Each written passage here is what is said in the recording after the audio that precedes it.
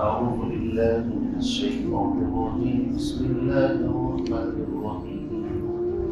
قل اللهم مالك الملك تؤتي الملك من تشاء وتنزع الملك ممن تشاء وتعز من تشاء وتذل من تشاء بيدك الخير إنك على كل شيء قدير. تولج الليل في النهار وتولج النهار في الليل وتخرج الحي من الميت وتخرج الميت من الحي وترزق من تشاء بغير حساب. لا يتخذ المؤمنون الكافرين أولياء من دون المؤمنين ومن يفعل ذلك فليس من الله في شيء إلا أن تتقوا منهم تقاه ويحذركم الله نفسه وإلى الله المصير. قل إن تخفوا ما في صدوركم أو تبدوه يعلمه الله ويعلم ما في السماوات وما في الأرض والله على كل شيء قدير. يوم تجد كل نفس ما عملت من خير محضرا وما عملت من سوء تود لو أن بينها وبينه أمدا بعيدا ويحذركم الله نفسه والله رؤوف بالعباد. صدق اللہ العظیم. اس سے پہلی آیات میں یہود، ان کی مذمت، ان کی قباحت، شناعت اور ان کی خوش فہمیوں کا تذکرہ تھا جس کے اندر وہ مبتلا تھے. خوش فہمی یہ تھی لن تمسنا النار الا ایام معدودات، ہم جہنم میں نہیں جا سکتے. خوش فہمی یہ تھی نحن ابناء اللہ و احباؤہ، ہم اللہ کے محبوب بندوں کی محبوب ترین اولاد ہیں. حضرت ابراہیم علیہ السلام، حضرت یعقوب علیہ السلام، ہم ان اللہ کے نیک بندے اور محبوب بندوں کی محبوب اولادیں ہیں، تو اس لیے ہمارا حق جنت کا ہے، جہنم کا ہم سے کوئی تعلق نہیں ہے. اللہ رب العزت نے ان کھوکھلے دعووں کی حقیقت بیان فرمائی. سورہ بقرہ میں بھی گزر چکا ہے کہ اے نبی آپ ان سے پوچھئے کیا اللہ نے تم سے کوئی عہد دے رکھا ہے کہ اللہ اس عہد کی پابندی کرے گا کہ تمہیں جہنم میں نہیں بھیجے گا؟ یا کوئی خاص اور ایسی بات بتاؤ کہ جس کی وجہ سے تم جنت کے مستحق بن جاؤ. یاد رکھو یہ سب تمہاری اپنی ذہن کی اختراعات اور اپنے ذہنی خاکے ہیں، اور دل کا امانی یوں یہ تمہاری آرزوئیں ہیں، خواہشیں ہیں. ایسا ہرگز ہونے والا نہیں ہے. وَغَرَّهُمْ فِي دِينِهِمْ مَا كَانُوا يَفْتَرُونَ، بلکہ اللہ نے فرمایا فَكَيْفَ إِذَا جَمَعْنَاهُمْ لِيَوْمٍ لَا رَيْبَ فِيهِ، اس دن کیا حال ہوگا جب ہم تم کو میدان محشر میں جمع کریں گے کہ جس دن کے آنے میں کوئی شک و شبہ نہیں. وَوُفِّيَتْ كُلُّ نَفْسٍ مَا كَسَبَتْ، ہر نفس کو چاہے اس نے نیکی کی ہو چاہے اس نے برائی کی ہو پورا بدلہ دیا جائے گا. نیکی کا بدلہ بھی اور برائی کا بدلہ بھی. وَهُمْ لَا يُظْلَمُونَ، اور کسی پر ذرہ برابر ظلم نہیں کیا جائے گا. اصل خطاب تو جو وفد نصارہ نجران کے جو نصارہ کا وفد آیا تھا ان سے گفتگو چل رہی تھی، لیکن درمیان میں چونکہ مدینے کے اندر اچھی خاصی تعداد میں اہل کتاب یہود بھی آباد تھے، اور یہ دونوں ایک ہی جماعت ہیں. ایک بنی اسرائیل کی جماعت اول ہے، دوسری بنی اسرائیل ہی کی جماعت ثانی ہے. دونوں ان کے آبا و اجداد بھی ایک ہی تھے. اب یہاں سے خطاب خاص طور سے اہل کتاب یعنی یہود کو ہے، ضمن نصارہ کو بھی ہے، اور پوری اس وقت کے جو مشرکین تھے ان تمام لوگوں کو خطاب ہے. اور دعا کے انداز میں اللہ رب العزت نے صحابہ کو، نبی کو ایک تسلی بھی دی ہے، اور مشرکین اہل کتاب کو ایک دھمکی بھی ہے، چیلنج بھی ہے، چونکہ قرآن ایک ہی لفظ سے کئی اشارے کرتا ہے۔ یہ قرآن اللہ کا کلام ہے، کسی انسان کا کلام تو ہے نہیں۔ بات اس انداز سے کہی جا رہی ہے گویا کہ بشارت ہے اور پیشین گوئی ہے کہ ایسا ہونے والا ہے۔ جیسا کہ قرآن کی عادت ہے کہ کوئی واقعہ اگر ان قریب پیش آنے والا ہوتا ہے تو اس کو اس انداز سے بیان کرتا ہے کہ ایمان والے ان کا دل مضبوط ہو جائے، سمجھ جائیں کہ بھئی مدد آنے والی ہے، اور جو اللہ رب العزت کے باغی اور دشمن ہیں انہیں بھی پتہ چل جائے کہ تمہاری ہلاکت کا وقت قریب آ چکا ہے۔ چنانچہ آپ دیکھیے نبی علیہ السلام جب مکے سے ہجرت کی تو ہجرت کرنے سے پہلے ہی آیت نازل ہو چکی تھی، وَقُلْ رَبِّ أَدْخِلْنِي مُدْخَلَ صِدْقٍ وَأَخْرِجْنِي مُخْرَجَ صِدْقٍ وَاجْعَلْنِي مِن لَّدُنكَ سُلْطَانًا نَّصِيرًا وَقُلْ جَاءَ الْحَقُّ وَزَهَقَ الْبَاطِلُ إِنَّ الْبَاطِلَ كَانَ زَهُوقًا۔ دعا کے انداز میں الہی مجھے نکالنا عزت کے ساتھ، داخل کرنا عزت کے ساتھ۔ مطلب اشارہ یہ ہے کہ مکے سے کوئی ذلت کے ساتھ نہیں بلکہ عزت کے ساتھ نکلنا ہوگا، اور جہاں ہم آپ کو بھیج رہے ہیں وہاں بھی عزت کے ساتھ رکھوانے کی ذمہ داری ہماری ہے۔ تو اس لیے صحابہ اور نبی کو تو کوئی ٹینشن نہیں ہوئی گھر بار کاروبار چھوڑتے ہوئے، انہیں تو اللہ کی اس بات پر یقین تھا کہ اللہ نے وعدہ فرمایا ہے۔ اسی طریقے سے اس آیت میں بے سر و سامانی کے عالم میں صحابہ ہیں۔ اب دیکھیے غزوہ خندق تقریباً جس کو غزوہ احزاب بھی کہتے ہیں، سن 8 ہجری کے اندر یہ واقعہ پیش آیا ہے، اور اس سے پہلے بدر، احد اور کتنی حالات پیش آ چکے تھے۔ غزوہ احزاب کے موقع پر اسلام کے جتنے بھی مخالف تھے، چاہے یہود ہوں چاہے ہنود ہوں، تمام نے مل کر کے ایک متحدہ پلیٹ فارم تیار کیا۔ یہود، بنو قریظہ، بنو نذیر، آپ جانتے ہیں بنو نذیر کو جلا وطن کر دیا گیا تھا، ان کے دل کے اندر بھی حسد کی آگ بھڑک رہی تھی۔ بنو قریظہ یہ آپس میں سب ایک ہی تھے، یہ اندر سے تھے، اور ان کی بھی دلی خواہش یہ تھی کہ کسی طریقے سے مسلمانوں کو پیس کر کے ان کا قیمہ کر دیا جائے اور کہانی ختم ہو جائے۔ یہ مکے سے آ کر کے عجیب مصیبت ہمارے سر پڑ گئی، اچھا خاصا ہمارا کاروبار چل رہا تھا، دکانیں چل رہی تھی، اچھا خاصا ہمارا اثر رسوخ تھا، وہ سب ختم ہوتا جا رہا ہے۔ تو اندر سے ان کو بھی بڑی ٹینشن تھی، ادھر منافقین جو تھے وہ بھی ٹینشن میں رہتے تھے۔ تو ان سب نے مل کر کے مکے کے لوگوں کا فل سپورٹ کیا کہ تم باہر سے آؤ اور اندر سے ہم تمہارا ساتھ دیں گے، اور مل کر کے ایک مرتبہ سارا معاملہ فنش کر دو۔ تو آپ جانتے ہیں غزوہ خندق کے موقع پر نبی علیہ السلام نے صحابہ سے مشورہ کیا۔ دشمن تقریباً 10,000 سے لے کر کے 24,000 تک تعداد لکھی ہے، اتنا بڑا لشکر تھا مسلمانوں کے خلاف۔ اور مسلمانوں کی پوزیشن کیا ہے؟ 3-4 ہزار کے قریب، اس سے زیادہ نہیں۔ سب سے بڑا لشکر مسلمانوں کا جب مکہ فتح ہوا 10,000 کا اس وقت تھا، اس سے پہلے کبھی اتنی تعداد نہیں ہوئی۔ وہ بھی چندہ کر کے اکٹھے کر کے چلو بھائی، باپ بھی، بیٹا بھی، پوتا بھی، سب چلو۔ تو 3-4 ہزار کی تعداد مسلمانوں کی کمزوری کا عالم۔ تو نبی علیہ السلام نے صحابہ کی ایک جماعت بنائی 10-10 12 کی، اور 10-10 ہاتھ زمین ان کو کہا کہ تم کو کھودنی ہے مل کر کے اجتماعی اعتبار سے۔ حضرت سلمان فارسی نے مشورہ دیا تھا، اللہ کے نبی ہمارے یہاں فارس میں جب جنگ ہوتی ہے تو ہم خندق کھود دیتے ہیں، دشمن اس کو پار نہیں کرتا، دوسری طرف ہم بیٹھ جاتے ہیں، اگر آتا ہے تو ادھر سے ہم حملہ کر دیتے ہیں۔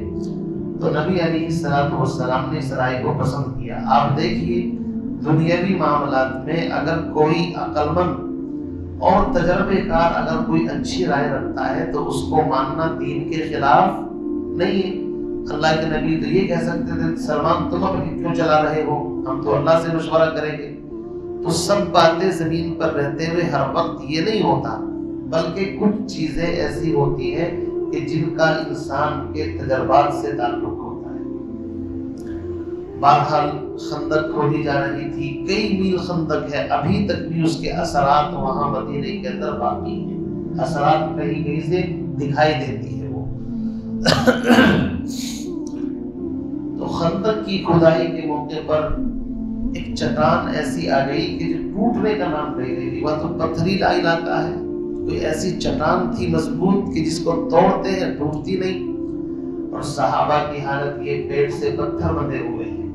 پتھر کا مطلب یہ ہوتا ہے کوئی خاص قسم کا پتھر ہوتا ہے کہ جس سے کمر سیدھی رہتی ہے، پتھر سے بھوک نہیں مٹتی، پتھر اس لیے باندھا جاتا ہے تاکہ پیٹ سیدھا رہے، کمر سیدھی رہے۔ بہت سے لوگوں کو الجھن ہوتی ہے پتھر کا کیا تعلق تھا پتھر باندھنا، تو پتھر کا مطلب یہ نہیں کہ اس سے کوئی کھانا یا غذا پہنچ رہی تھی، کہ انسان زندہ رہتا ہے اگر اس کی کمر سیدھی رہے۔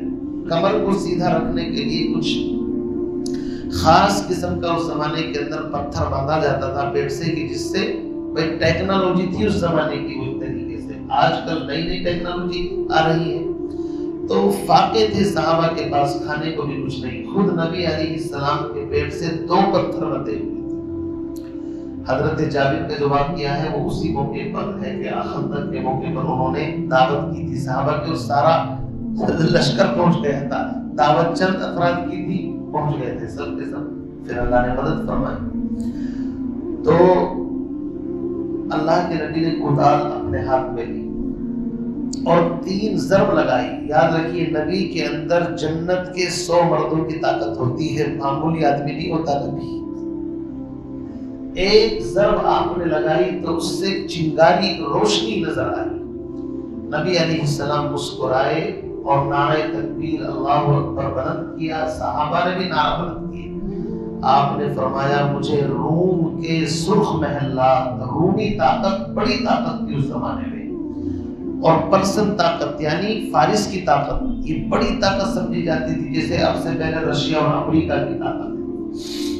آپ نے فرمایا روم کے سرخ محلات مجھے دکھائے، ان قریب صحابہ کے قدموں کے اندر۔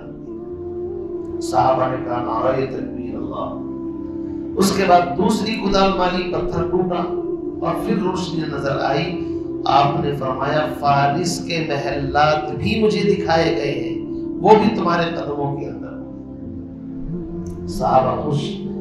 تیسری پھر کدال ماری تو آپ نے فرمایا یمن اور حمیر کا جو علاقہ ہے، یمن کا علاقہ، نجران کا علاقہ جہاں سے لوگ آئے تھے، یہ سارا علاقہ بھی مجھے دکھایا گیا ہے، وہ بھی اللہ تمہیں عطا فرمائے گا۔ اس بات کو سن کر منافقین نے تماشا بنا دیا کہ دیکھو ان کی پوزیشن تو یہ ہے، دشمن سے بچنے کے لیے خندقیں کھود رہے ہیں، جان بچانے کے لالے پڑے ہوئے ہیں، کھانے کو ہے نہیں، 2 روٹی ان کے پاس نہیں، اور بات کر رہے ہیں سپر پاور طاقت کو اپنے قدموں میں لانے کی۔ تو صحابہ کا مذاق اڑایا ایک طریقے سے، مذاق تو پہلے دن سے ہی اڑ رہا تھا۔ اللہ کے نبی علیہ السلام نے صحابہ کو جو باتیں بتائی وہ ایک ایک ایسی کر کے سچی ہوئی کہ آپ اندازہ نہیں لگا سکتے۔ مکے کے مشرکین اکٹھے ہو کر کے ابو طالب کے پاس گئے، کہا کہ اپنے بھتیجے کو روکو، ہمارے معبودوں کی توہین کرتا ہے۔ آپ نے فرمایا چچا جان اگر آپ بھی میری اعانت سے تھک گئے ہیں تو مجھے کوئی پرواہ نہیں، اگر یہ لوگ میرے ہاتھ پر چاند اور سورج بھی رکھتے تو بھی میں اپنے مشن سے باز نہیں آ سکتا۔ اور آپ نے خطاب کر کے کہا اے قریش کی جماعت، جس کلمے کو، جس دین کو میں لے کر کے آیا ہوں، اگر تم اس کو قبول کر لو گے سارا عرب اس کے تم مالک ہو جاؤ گے، یعنی تمہاری حکومت ہوگی، اور سارا عجم تمہارے قدموں کے اندر اللہ لا کر کے ڈال دے گا اس کلمے کی برکت سے۔ تو نبی کا تو مشن بالکل صاف ستھرا تھا۔ تو بہرحال اس موقع پر یہ آیات نازل ہوئی، اور دعا کے انداز میں کہ تم اللہ سے یہ دعا کرو اور یہ چیز ہوگی۔ اس کا مطلب یہ ہے کہ اے اہل کتاب، آج تم اپنی چودراہٹ کے گھمنڈ کے اندر ہو، ان قریب تمہارا گھمنڈ ٹوٹنے والا ہے۔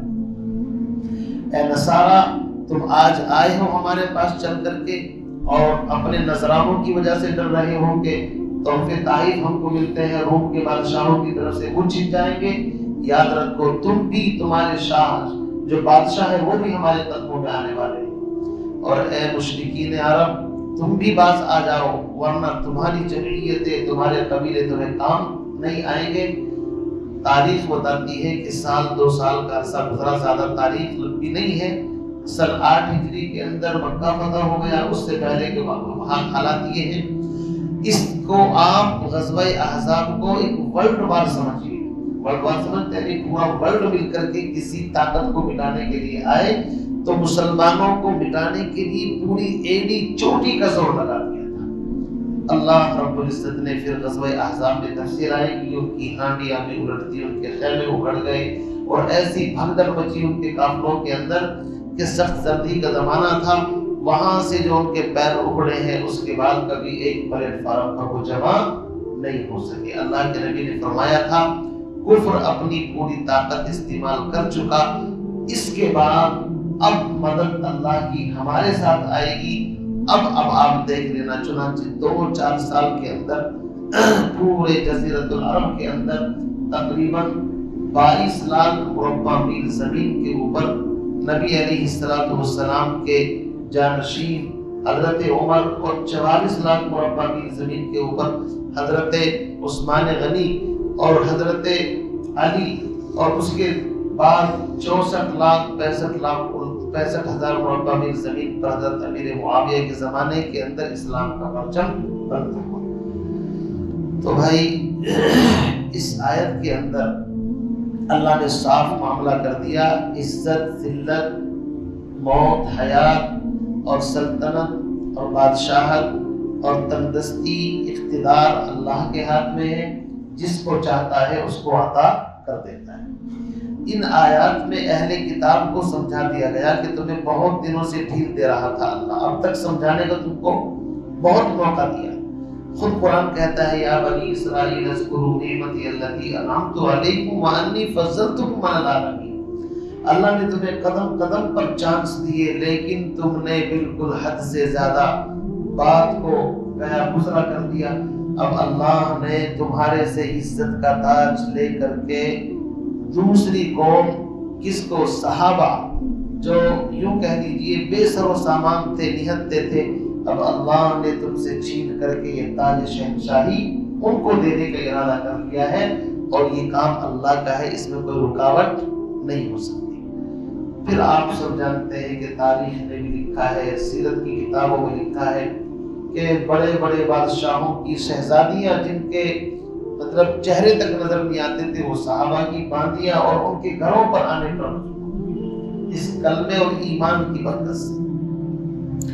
فرمایا قل اللہم مالک الملک، اے نبی آپ فرما دیجئے یا اللہ مالک الملک، بادشاہوں کے بادشاہ، مالک الملک، بادشاہوں کے بادشاہ، جس کو کہتے ہیں شہنشاہ۔ کیا کہتے ہیں؟ اسی لیے کائنات میں کسی اور کو شہنشاہ کہنا جائز نہیں ہے۔ کیوں؟ صرف اللہ ہے شہنشاہ، اس کے علاوہ کوئی شہنشاہ نہیں ہے۔ مولانا احمد رضا خان فاضل بریلوی، انہوں نے اپنے اشعار اس کے اندر ایک شعر کہا ہے اور بڑی فیمس، بڑی مشہور ان کی وہ نعت ہے۔ انہوں نے کہا ہے حاجیوں آؤ شہنشاہ کا روزہ دیکھو۔ اللہ کے نبی کو بھی انہوں نے شہنشاہ کہا۔ حاجیوں آؤ شہنشاہ کا روزہ دیکھو، کعبہ تو دیکھ چکے، کعبے کا کعبہ دیکھو۔ معلوم یہ ہوتا ہے کہ فاضل بریلوی نے شاید وہ حدیث نہیں سنی یا نہیں پڑھی، اللہ کے نبی کی حدیث ہے۔ فرمایا کہ کائنات میں بدترین ناموں میں سے وہ نام ہے جو کسی کا نام شہنشاہ رکھا جائے، یہ نام اللہ کو پسند نہیں ہے۔ کیوں؟ اس لیے کہ یہ خاصیت صرف کس کی ہے؟ اللہ کی۔ بادشاہوں کا بادشاہ کون ہے؟ اللہ۔ اور کسی کو بھی تم اللہ کی صفت میں داخل کرو گے تو اس سے نقصان ہے۔ یہی تو عیسائیوں نے کیا، کہ عیسیٰ کو خدا کا بیٹا، یہ کوئی محبت ہے؟ تین خداؤں میں کہ ایک یہ کوئی محبت ہے؟ تو نبی کو نبی کے مقام پر رکھو، خدا کے خدا کو مقام پر، اور صحابی کو صحابی کے، اور علماء کو علماء کے، ایک کو دوسرے کے مرتبے میں داخل کرو گے تو اس سے نقصان ہوتا ہے۔ اگر فرق مراتب نہ کند زندگی، بلکہ اگر مرتبوں کو کوئی فرق نہیں کرتا وہ تو زندیق ہے، بے دین ہے۔ مرتبوں کا فرق ہے، تلک الرسل فضلنا بعضهم علی بعض، بعض کو بعض پر اللہ نے فضیلت عطا فرمائی۔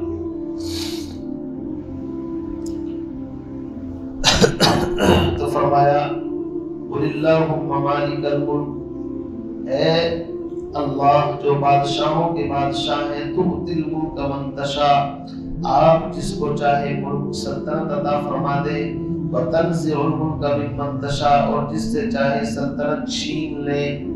اشارہ یہ ہے یہود اور نصارہ اور مشرکین اب تمہارے دن گئے، یہ اشارہ سمجھے آپ، اور صحابہ کو بشارت ہے کہ یہ تاج شہنشاہی اب اللہ تمہارے سروں پر رکھنے والا ہے، اس لیے فاقوں سے اور ان چیزوں سے تمہیں گھبرانے کی ضرورت نہیں ہے۔ یہی تو قرآن ہے کہ دلوں کو تھامتا ہے۔ صحابہ کو بشارت دی جا رہی ہے اور ان کو اشاروں میں پیغام دے دیا کہ اب تمہارے دن گئے۔ فرمایا وَتَنزِعُ الْمُلْكَ مِمَّن تَشَاءُ وَتُعِزُّ مَن تَشَاءُ وَتُذِلُّ مَن تَشَاءُ، اور جس کو چاہے تو عزت دے، جس کو چاہے ذلیل کرے۔ پتہ ہی چلا کہ سلطنت اقتدار کا مل جانا بھی عزت ہے، سمجھے نہیں؟ ہم مسلمان کیا کرتے ہیں؟ ہم بس ہمارا مشن یہ ہے کہ بس تسبیح پڑھ لو، نماز پڑھ لو، بھائی یہ کام کر لو، عبادات کی طرف کو ایک دم بھاگتے ہیں۔ حالانکہ دین کے اندر جتنا اہم درجہ عبادات کا ہے اتنا ہی معاملات، معاشرت، اخلاق اور سیاست کا بھی اتنا ہی ہے۔ اس بات کو سمجھیں، سیاست کا درجہ کم مان کے چل رہے ہیں کہ آپ اگر اقتدار آپ کے پاس ہوگا تو یہ اللہ کی طرف سے ایک عزت ہے، آپ اس اقتدار کا صحیح استعمال کریں گے، زمین کے اوپر کریں گے نہیں کریں گے۔ اس لیے مسلمانوں کو چاہیے کہ اقتدار میں بھی اپنی حصہ داری کی کوشش کریں۔ صرف تسبیح پڑھ لینے سے کام نہیں چلے گا۔ اللہ کے نبی صحابہ کے ہاتھ میں تسبیح تھما کر کے نہیں گئے تھے، بلکہ پورا دین اللہ کے نبی دے کر کے گئے تھے۔ یا ایھا الذین آمنوا ادخلوا فی السلم کافہ، اسلام میں پورے داخل ہو جاؤ۔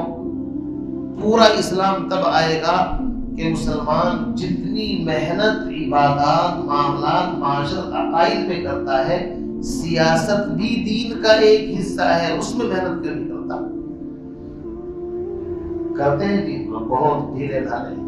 ہم نے کہا ہمارا کام تو چونکہ مسلمان ہے، نماز پڑھنا ہے، پڑھانا ہے، بچوں کو پڑھانا ہے، اور بھائی ہم تو بس ان کاموں سے پیچھے رہیں گے تو اچھا ہے، اور بھائی سیاست تو گندے لوگوں کا کام ہے، گندے تو اپنا پائیں گے جب اچھے نہیں جائیں گے وہاں پر۔ اچھے لوگ جب تم داخل نہیں کرو گے تو گندے لوگ آئیں گے نہیں آئیں گے۔ کسی بھی چیز کے اندر اپنی حصہ داری کا طریقہ یہ ہے۔ میں اس کی ایک مثال سمجھاؤں۔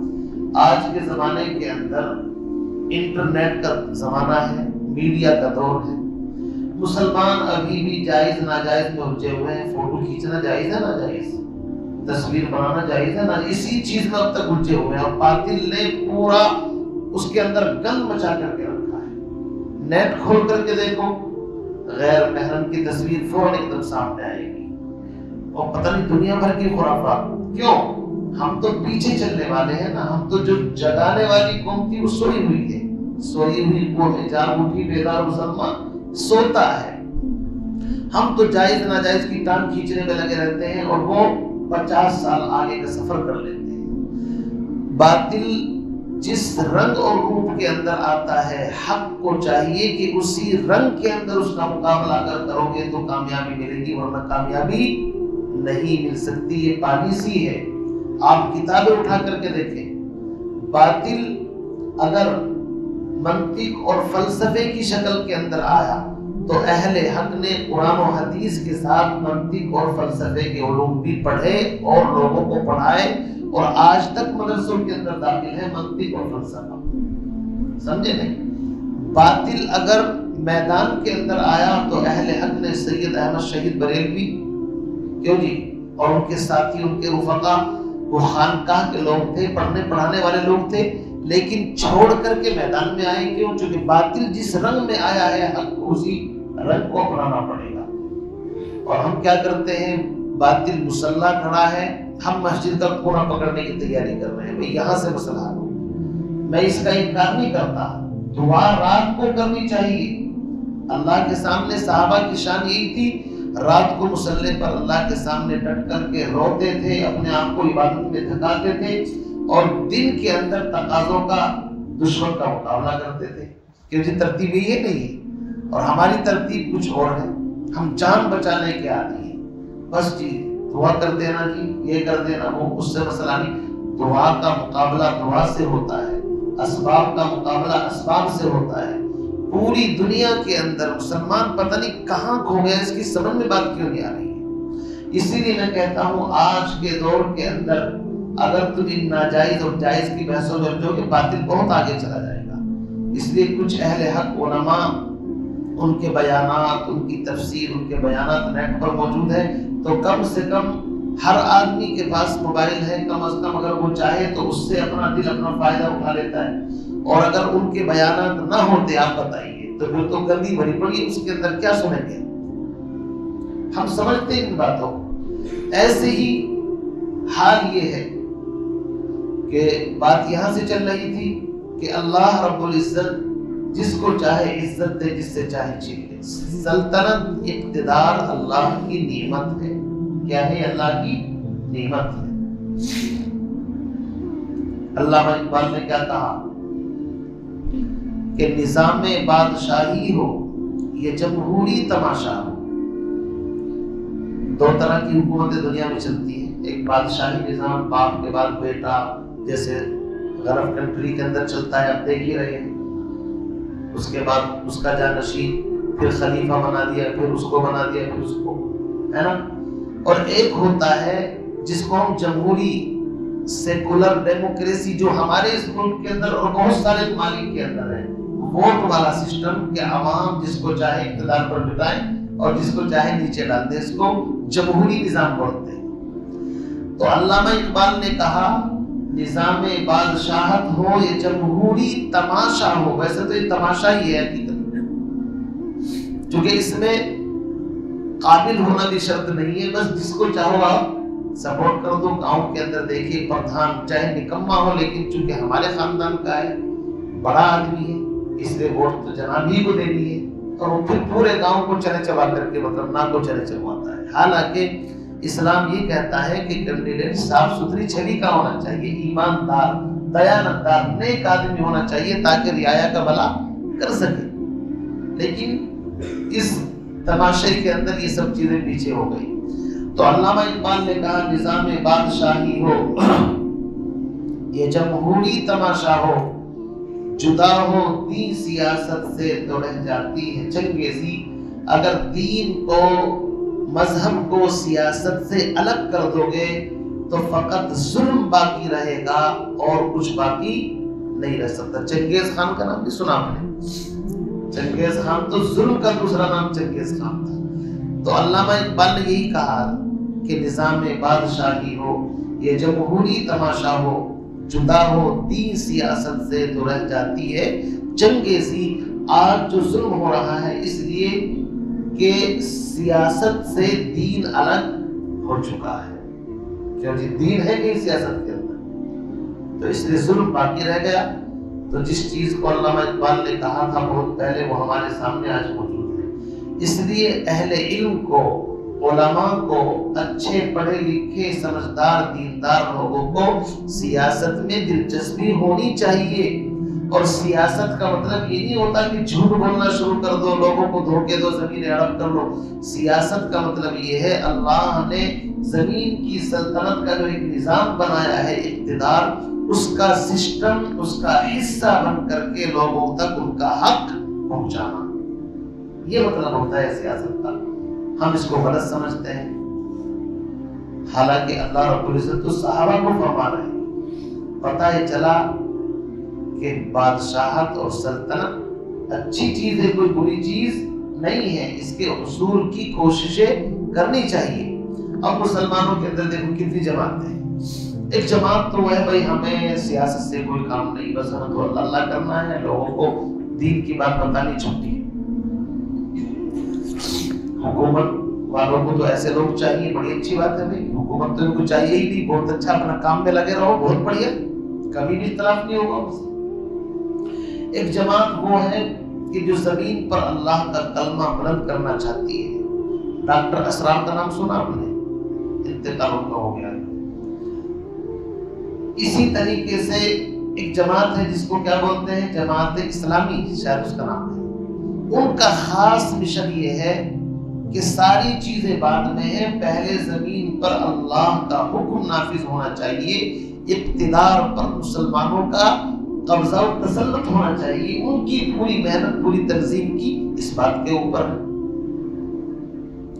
تو پتہ یہ چلا بات تو ٹھیک ہے، لیکن وہ ایک طرفہ ہی ہو گئے بالکل، انہوں نے ساری چیزوں کو پھر سائڈ میں لگا دیا۔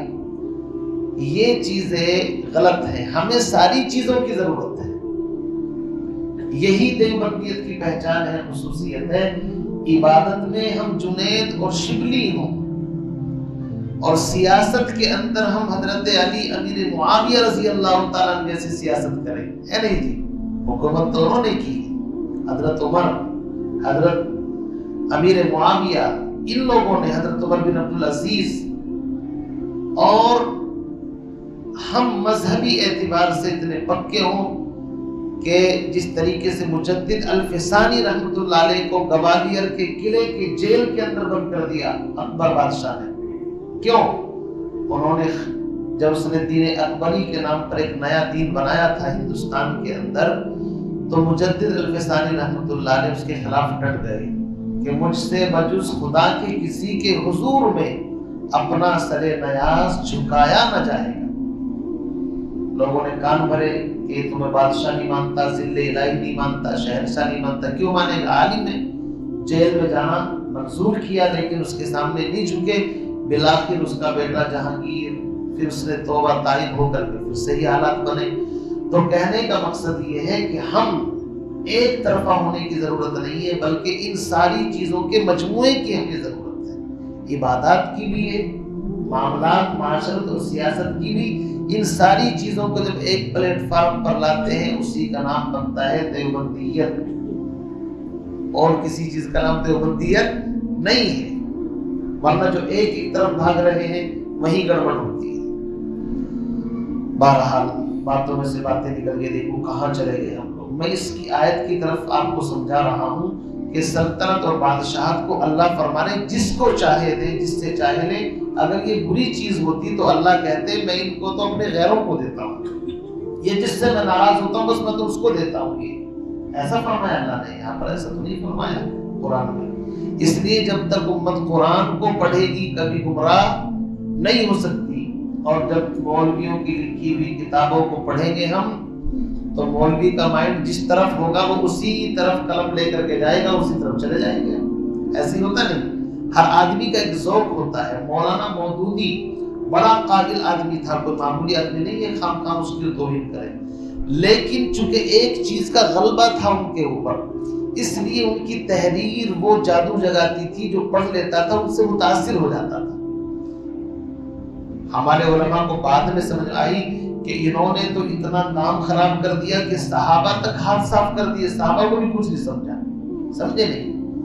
پھر یہ فتنے جب بعد میں کھلتے ہیں تب انسان کو سمجھ میں آتی ہے۔ اس لیے ہم یہی مشن اپنا جاری رکھیں کہ اللہ کے قرآن کو ہم سمجھیں اور اس کو سمجھائیں۔ خدا کی قسم یہی وہ رسی ہے جس کو فرمایا وَاعْتَصِمُوا بِحَبْلِ اللَّهِ جَمِيعًا، ابھی آنے والا ہے قریب اسی صورت میں، اللہ کی رسی کو پکڑ لو۔ ہم سمجھتے ہیں اللہ کی رسی کہاں لٹک رہی، چمکتی تو ہے کہ بھائی، ارے بھائی اللہ کی رسی ہے، قرآن تمہارے سامنے رکھا نہیں، بیوقوف ہو، اس کو کیوں نہیں پکڑ رہے؟ یہ اللہ کی رسی نہیں، اللہ نے اس کو نبی پر نازل کیا انسانوں کی ہدایت کے لیے۔ اللہ فرما رہے میری رسی کو، قرآن کو، سنت کو مضبوطی سے پکڑ لو، آپس میں اختلاف نہ کرو، تمہارا کوئی بال بھیکا نہیں کر سکتا۔ ہم رسی تلاش کرتے پھر رہے، پتہ نہیں بھائی کہاں مکے میں ہے، مدینے میں ہے، وہ رسی کہاں ہے؟ وہ کہیں نہیں، وہ ہمارے گھروں میں مسلمانوں کے سینے کے اندر قرآن کی شکل کے اندر۔ اسی لیے علامہ اقبال نے کہا تھا وہ معزز تھے زمانے میں مسلمان ہو کر، اور ہم خار ہوئے تاریخ قرآن ہو کر۔ جب سے قرآن کو مسلمان نے چھوڑا ہے، جب سے اس ذلت کی گہری کھائی کے اندر گر چکا ہے۔ تو اگر مسلمان ذلت سے عزت کی بلندی پر آنا چاہتے ہیں تو قرآن کو پڑھنا ہوگا، سمجھنا ہوگا، پکڑنا ہوگا۔ قرآن کسی کی چودراہٹ نہیں چلنے دیتا۔ دیکھو اہل کتاب نجران کا جو وہ وفد آیا تھا، وہ اپنی چودراہٹ کو بچانے کے لیے آیا تھا، چونکہ ان کی عوام ان کو پریشان کر رہی تھی کہ نئے پیغمبر آ چکے ہیں جن کا آسمانی کتابوں میں ذکر ہے، ان سے جا کر کے ملو، ڈسکس کرو۔ ان کو لگا کہ اگر ہم نہیں جائیں گے تو قوم خلاف ہو جائے گی، گئے فارمیلٹی پوری کرنے کے لیے، پوری پلان، اور مانا نہیں، پھر بھی انہوں نے رات کو بھاگے مدینے سے نکل کر کے ہی، ابھی آئے گا کریم انشاءاللہ ان کا منظر۔ تو حقیقت بات یہی ہے، قرآن صاف اور سیدھی بات کرتا ہے۔ قرآن نے اعلان کر دیا جو اس کی مان کر کے چلے گا اللہ اور رسول کی، اس سے اس کا تعلق ہے، باقی کسی سے اس کا تعلق نہیں ہے۔ آج عزت یہاں ہے، کل کو اگر تم زیادہ اتراؤ گے تم سے چھین کر کے کسی اور کو دے دے گا۔ آج چھاؤں ہے تو کل اندھیری ہے، کل اندھیری ہے تو آج چھاؤں۔ تو یہ آیت ہم بہت سنتے ہیں اور مکانوں پر بھی لکھتے ہیں، ہے نہیں؟ قُلِ اللَّهُمَّ مَالِكَ الْمُلْكِ تُؤْتِي الْمُلْكَ مَن تَشَاءُ وَتَنزِعُ الْمُلْكَ مِمَّن تَشَاءُ وَتُعِزُّ مَن تَشَاءُ وَتُذِلُّ مَن تَشَاءُ۔ ہم تو بس یہ سمجھتے ہیں دنیاوی یا کوئی ویسی چیز مل جائے تو بس یہ نہیں، ہر طرح کی عزت اس کے اندر شامل ہے۔ فرمایا بِيَدِكَ الْخَيْرُ، اے پروردگار تیرے ہاتھ میں ہی خیر ہے۔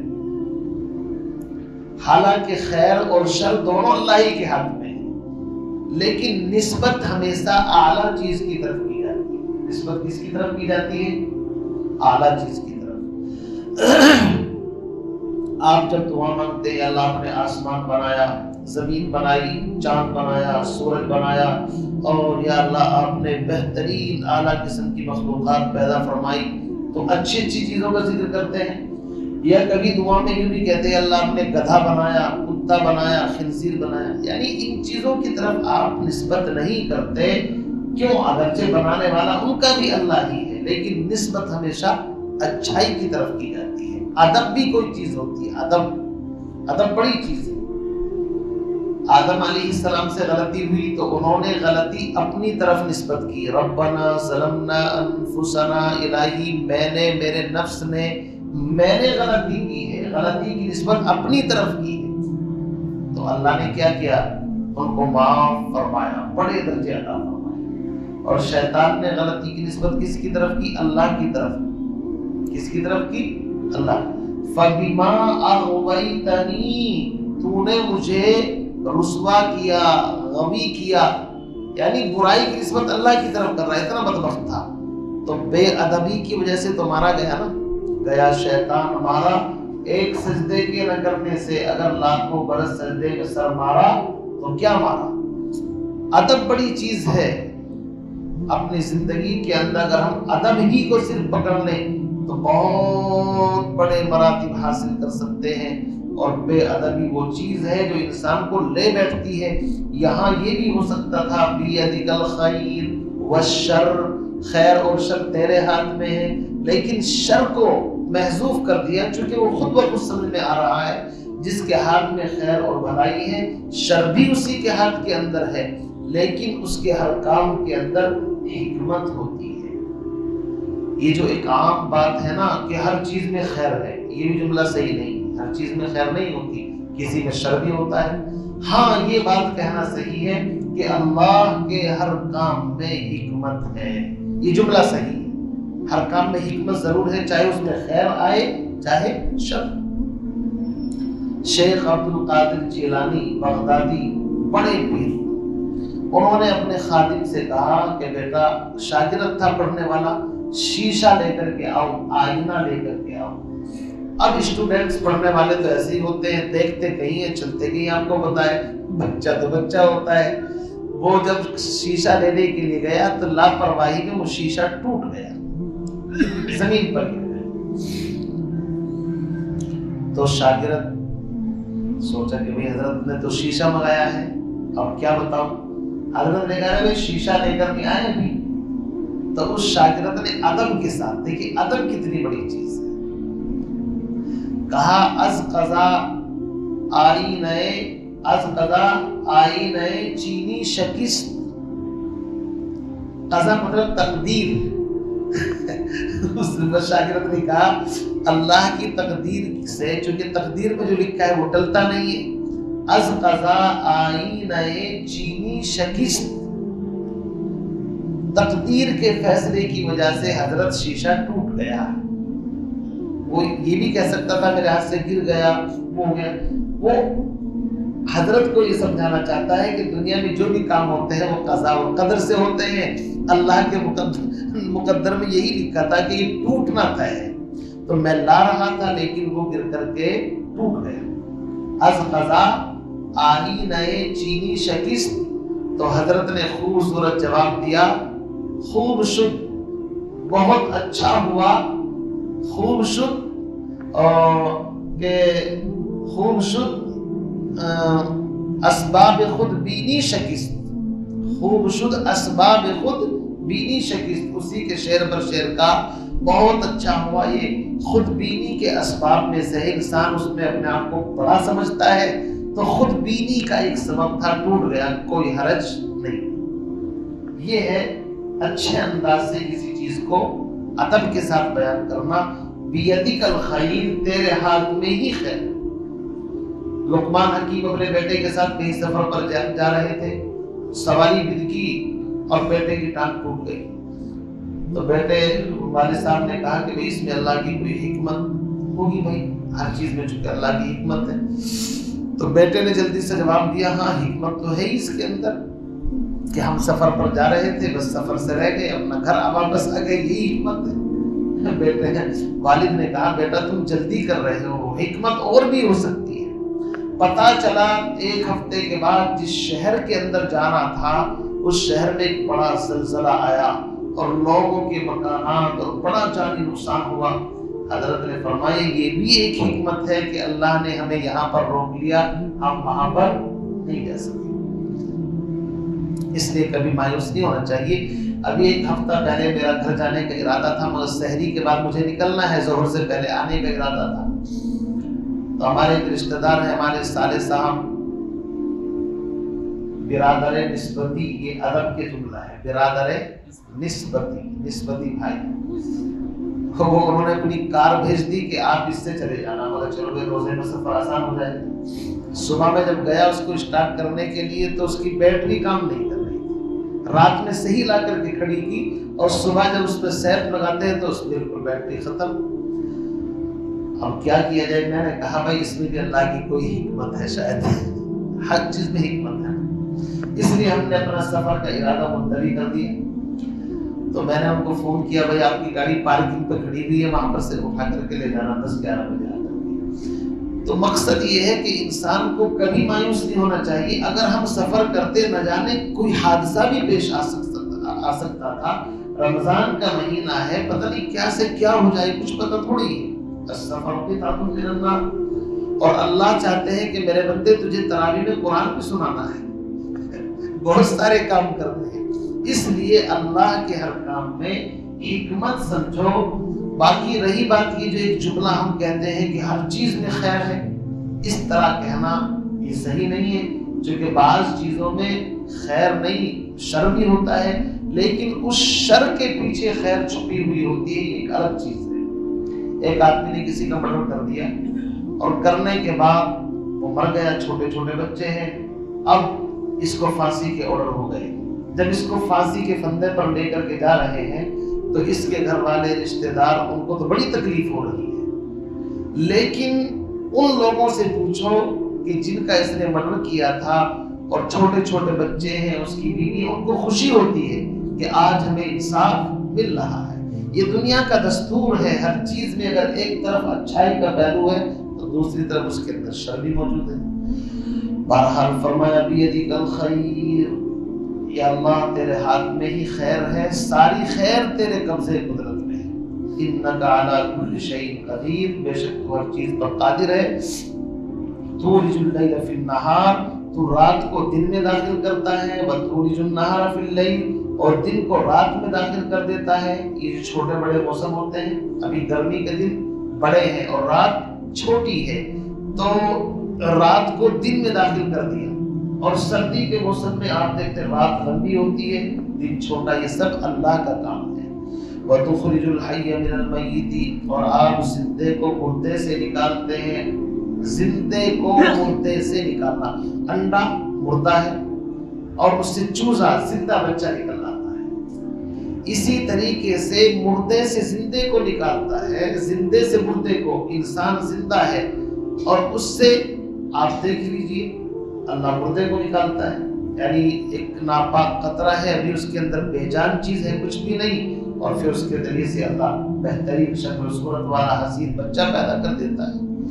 इसी तरीके से आप देखिए, वो चाहे तो हजरत इब्राहिम अलैहिस्सलाम जिंदा, ईमान वाला जिंदा होता है, आज़र के घर में इब्राहिम को पैदा कर दे, और हजरत नूह अलैहिस्सलाम के घर के अंदर किनान को पैदा कर दे। उसकी शान निराली है। फरमाया वतुखरिजुल हय्य मिनल मय्यिति वतुखरिजुल मय्यित मिनल हय्य, और आप जिंदे को मुर्दे से निकालते हैं और मुर्दे को जिंदे से। वतरज़ुक़ु मन तशाउ बिग़ैरि हिसाब, और आप जिसको चाहे बेहिसाब रिज़्क़ दे दें। बेहिसाब का मतलब ये नहीं कि अल्लाह हिसाब नहीं लेगा, इस बेहिसाब का मतलब ये है छप्पर फाड़ करके दे दे जिसको हम कहते हैं, यानी हम उसको शुमार नहीं कर सकते, कैलकुलेशन नहीं कर सकते। अल्लाह चाहे जिसको इतना दे दे। एक मतलब तो ये है वतरज़ुक़ु मन तशाउ बिग़ैरि हिसाब, यानी छप्पर फाड़ करके। आपकी भाषा में समझा रहा हूँ, क्या मतलब, यानी भाई रातों रात अमीर हो गया, अल्लाह ने इसको इतना नवाज दिया। एक मतलब तो ये है। दूसरा मतलब ये है बिग़ैरि हिसाब का, अल्लाह ऐसे सबब से रिज़्क़ अता फरमा दे कि आप सोच भी नहीं सकते। एक सहाबी क़ज़ाए हाजत के लिए गए, इस्तिंजा करने के लिए, एक चूहा अपने सोराख से निकला और एक अशरफी लेकर के आया। वो बैठे देख रहे हैं, 17 अशरफी ला करके बाहर रखी। क़ज़ाए हाजत से फारिग हुए तो चूहा अंदर भाग गया। वो उठा करके ला करके महबूब के कदमों में रखे। अल्लाह के नबी, मैं क़ज़ाए हाजत के लिए गया था, ऐसा ऐसा मसला पेश आया, इस तरह अशरफियाँ हैं, चूहा मुंह से बाहर लाता रहा, मैं देखता रहा, ये क्या है, मेरे लिए जायज़ है नहीं, क्या करूँ इनका। अल्लाह के नबी ने फरमाया, अल्लाह ने आपको ऐसी जगह से रिज़्क़ दिया है जहाँ से कोई सोच भी नहीं सकता। चूहे की फितरत है बाहर की चीजें अंदर ले जाना, अंदर की चीज बाहर लाना चूहे का काम नहीं होता। वो बगैर सबब के आपको ला करके दे रहा है। मालूम ये होता है कि अल्लाह आपको ये रिज़्क़ अता फरमाना चाहते थे चूहे के जरिए से। एक मिसाल दी मैंने आपको, तो अल्लाह रब्बुल इज्जत ऐसे सबब पैदा कर देते हैं कि आप अंदाजा भी नहीं लगा सकते। एक आदमी बखील है, बिल्कुल कंजूस है, लेकिन अल्लाह चाहेगा तो उससे भी तुम्हें दिलवा देगा जब अल्लाह दिलवाने पर आएगा। तो इसी को फरमाया वतरज़ुक़ु मन तशाउ बिग़ैरि हिसाब। अल्लाह जब चाहता है बेहिसाब रिज़्क़ अता फरमा देता है। इसमें नसारा और अहले किताब यहूद और मुशरिकीन पर रद्द भी है कि तुम आज सहाबा जो फाके सहन का मजाक उड़ा रहे हो, याद रखो अल्लाह इनकी मदद ऐसी फरमाएगा तुम सोच भी नहीं सकते। सुभान अल्लाह व बिहम्दिही सुभानकल्लाह।